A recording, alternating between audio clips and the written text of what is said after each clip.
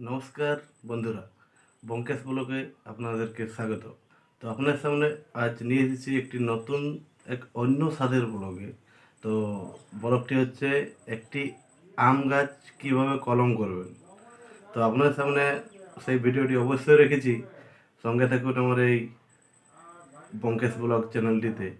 তো ভুলবেন নাই বন্ধুগণ, অবশ্যই লাইক, কমেন্ট, শেয়ার চাই। তো বোনেরা, বঙ্কেশ ব্লগ চ্যানেলটিতে দেখুন কিভাবে একটি আম গাছের আমরা কলম করে আপনাদের সামনে দেখাবো। নমস্কার বন্ধুরা, ফার্স্ট টাইম কাজ হলো এই যে বড় আম গাছ দেখতে পাচ্ছেন, সেখান থেকে আমরা একটা ডাল কাটবো।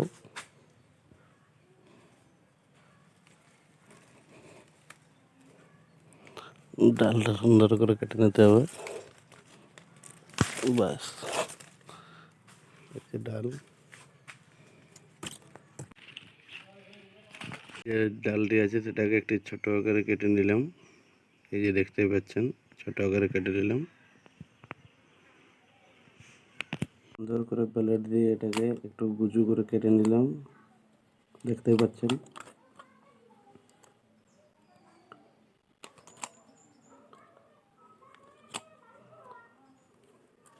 নিয়েছি, টবের মধ্যে মাটি এবং গোবর রয়েছে, তার মধ্যে যে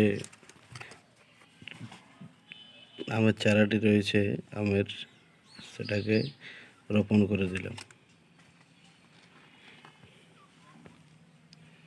রোপণ করে এটাকে মোটামুটি 5-6 দিন জল দিয়ে দিয়ে রাখতে হবে। রোপণ করে গাছটির মধ্যে পরপর 6 দিন জল দিন।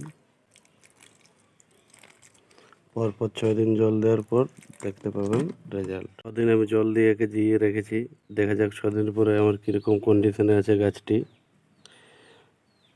এই বন্ধুরা, এই দেখুন শিকড় অলরেডি নিয়ে নিয়েছে গাছের মধ্যে। সুন্দর করে দেখলে লক্ষ্য করতে পারবেন, এই যে শিকড় কিন্তু এসে গেছে। ঘুরে আবার গাছটি পুঁতে দিলাম। পুঁতে দিয়ে তার মধ্যে কিন্তু জল আবার দিয়ে দিলাম। জল কিন্তু আবার দিতে হবে, দিয়ে দিলাম। দেখা যাক সেইভাবে জল দিতে আর 10-12 দিন পরে কীরকম অবস্থা হয়ে দাঁড়ায় গাছটির।